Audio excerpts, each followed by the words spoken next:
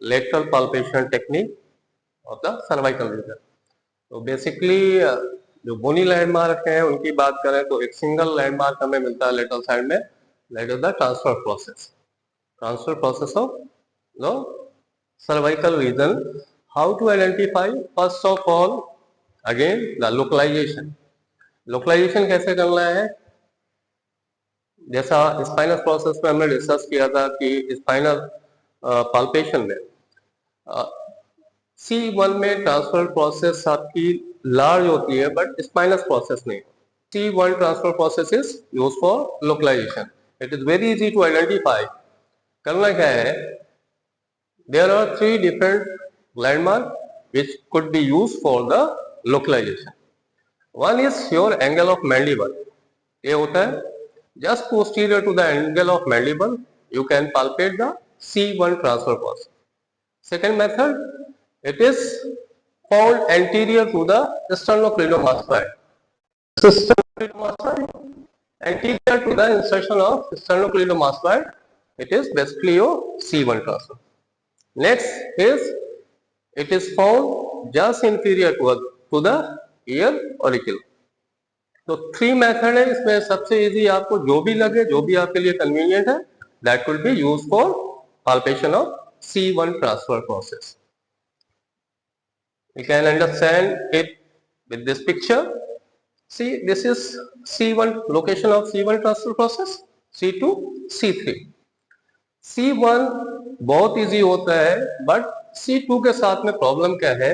Basically your sternocleidomastoid cross it, इसके ऊपर से होके निकलती है, तो it is found underneath the sternocleidomastoid and the transfer process of the C2 is shorter as compared to the C1. छोटी होती है. दूसरी बात, उसके ऊपर से आपकी बेली होती है sternocleidomastoid की, तो इसको फील करना डिफिकल्ट है. बट अगेन यहाँ पे भी एक ही रूल है. First of all you have to identify C1 transfer process and then place the one index finger with, first आप आइडेंटिफाई करो, मार्क करो, and then you have to place the one finger width of patient index finger. तो patient index finger को आप place नहीं कर सकते, या आप कर भी सकते हो, but you just compare the your index finger with patient. एक मोटा मोटा आइडिया मिल जाता है कि हमारी और पेशेंट की विथ में क्या डिफरेंस है. उसके अकॉर्डिंग आप यहाँ पे एडजस्टमेंट कर सकते हो. फॉर एग्जाम्पल, अगर आपकी थिकर है as compare to the patient, तो आपने जो मार्किंग की है C1 पे ट्रांसफर प्रोसेस पे, उसको ओवरलैप करते हुए आप प्लेस करो इंडेक्स फिंगर, एंड देन जो लोअर मार्जिन होगी आपकी इंडेक्स फिंगर की, that will correspond to the C2 transfer process. लेकिन अभी भी एक ही प्रॉब्लम है कि आपकी बेली वहीं पे sternocleidomastoid की, तो आपको क्या करना है? You have to keep it relax sternocleidomastoid. इधर you may shift it posteriorly, आप पीछे की तरफ शिफ्ट करो, और एंटीरियरली, दोनों में से जो कन्वीनियंट हो. इस साइड पे इजीली शिफ्ट हो जा रही है, उस साइड में आपको शिफ्ट करना है sternocleidomastoid. And then again, because it is a bony prominence, again you have to perform a circular grip with gentle pressure.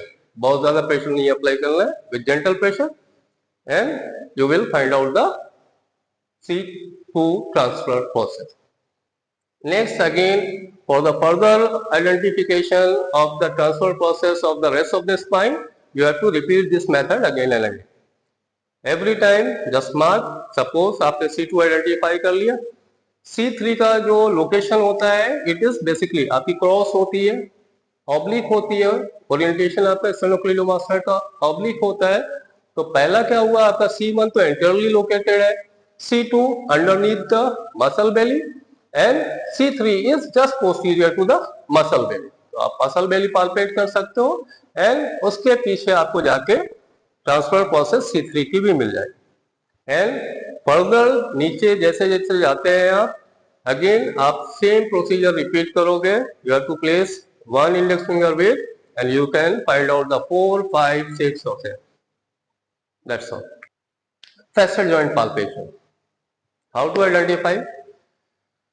3 bony landmark है, प्रीवियस लेक्चर में भी डिस्कस किया था, जो हमें आइडेंटिफाई करना है. And this structure is very important for the physiotherapist, क्योंकि जितने भी आपके डिजेनरेटिव है चेंजेस है वो यहीं पे आते हैं, और जितने भी आपके डिस्फंक्शन है, most of the dysfunction is basically related to this joint, that is facet joint or jagoapophyseal joint, and it is found between the आपका पीछे स्पाइनस प्रोसेस होती है, लेटरल साइड में ट्रांसफर प्रोसेस होती है, इसके बीच में इसकी लोकेशन होती है आपके facet joint की। आर्टिकुलर पिलर जो बनाता है पूरा आपका C0 से लेके आपका S1 तक आर्टिकुलेशन होता है सारे वर्टिब्रा का, एंड दिस आर्टिकुलर। तो आपको आइडेंटिफाई कैसे करना है? Again first of all localization के लिए हमारे पास फैसेट जॉइंट को आपको पाल्पेट करना है, तो again you will take the help of spinous process. Suppose for example if you want to identify the facet joint between C2 C3, तो हमारे पास दो ऑप्शन है, इधर you have to identify C2 spinous process, बहुत easy होता है identify करना। आप C2 स्पाइनस प्रोसेस को पाल्पेट करो and then slide your thumb pad और finger pad in lateral direction, बाहर की तरफ मूव करना है, and you have to try to feel the bony consistency which is because of the laminar और laminar. आप उसको फील करते हुए लेटरल शिफ्ट करोगे, बट वहां पे क्या होगा, जैसे जैसे आप शिफ्ट करोगे इधर भी आपका मसल बल्क है which is made by your trapezius, semi spinalis capitis, और रेस्ट ऑफ द बहुत सी स्मॉल मसल्स होती हैं जो कनेक्ट होती हैं तो एक बेली फॉर्म करती हैं सारा क्यूमुलेटिवली। तो उनको आप पुश करोगे, कुछ लोगों में इजी होता है depending upon the flexibility of the patient, बिल्कुल रिलैक्स है मसल्स तो आप पुश करते जाओगे and ultimately you will reach over a bony, बहुत छोटा सा, बिकॉज जो आपका फैसेट जॉइंट होता है that is covered with capsule and also it is overlap by the muscles.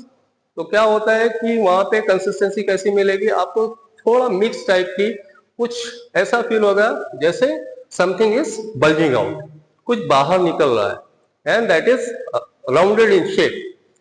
In normal circumstances जब आप वहां पे कंफर्मेशन के लिए आपने लमाइना को फॉलो करते हुए लेटर लेके गए थंब पैड, और फिर आप ट्राई करोगे, यू जस्ट हैव टू, क्योंकि आप C2 से स्टार्ट कर रहे हो, आपका जॉइंट है एंड एक इसके बीच में C2 C3, तो आपको करना क्या है, लेटरल जाने के बाद में थोड़ा सा थंब पैड नीचे की तरफ शिफ्ट करना है। लिटरेचर वाइज बात करें तो कहीं पे मेंशन है इट इज अबाउट 1 सेंटीमीटर और 1.5 centimetre lateral to the spinous process, but वो हमें बायस नहीं होना है क्योंकि एवरी इंडिविजुअल इज यूनिक और सब में वेरिएशन मिलता है। इवन हो सकता है कि आपको पेशेंट के ऊपर करना है तो उसमें कुछ भी एनोमलीज हो सकती है, जरूरी नहीं है कि जो स्पाइनस प्रोसेस है उसका अरेंजमेंट बिल्कुल स्ट्रेट हो, अलाइन हो, कुछ भी इधर उधर शिफ्टिंग भी मिल सकती है। तो करना क्या है, you have to totally depend upon the perception, whatever you are perceiving, जो भी आप फील कर रहे हो आपको उसको करना है। तो आप क्या करोगे, लेटरली शिफ्ट करना है, लमाइना को फॉलो करना है, मसल बेली को पुश करना है laterally, and try to feel that rounded mix type consistency bony and soft tissue, and try to feel it up and down, कुछ डाउन एंड अप आप करते हुए जो सबसे ज्यादा बोनी प्रोजेक्शन होगा, जो थोड़ा सा उठा हुआ एरिया होगा उसको फील करना है। और एक चीज बहुत अच्छी है इसके बारे में कि whether it is normal individual और इन पैथोलॉजिकल में तो बहुत ज्यादा होता है।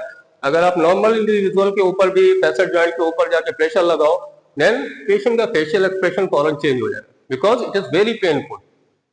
आपका रिसेप्टर्स होते हैं, न्यूरल रिसेप्टर्स होते हैं, पेन रिसेप्टर्स होते हैं, बहुत ही डेंसली डिस्ट्रीब्यूटेड होते हैं कैप्सूल में।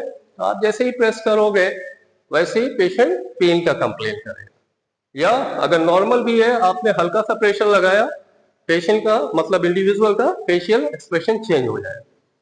तो C2 C3 के बीच में हमने पाल्पेट कर लिया। अगेन हम सारा वैसे ही फॉलो करेंगे जैसे हमने ट्रांसफर प्रोसेस का पाल्पेशन किया था।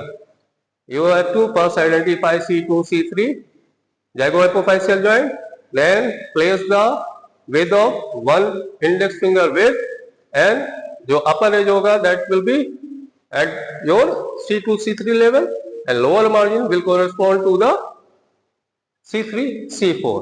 फर्दर आप नीचे तक ऐसे ही बार बार करोगे। अगर आपको एग्जैक्ट लोकलाइजेशन करना है, इसमें एरर के चांसेस ज्यादा है। आपको अगर एग्जैक्ट लोकलाइजेशन करना है तो अगेन जो जैसा आपने C2 से बाहर की तरफ पाल्पेशन किया, ऐसे ही सारे सेगमेंट पे आपको जाके करना पड़ेगा।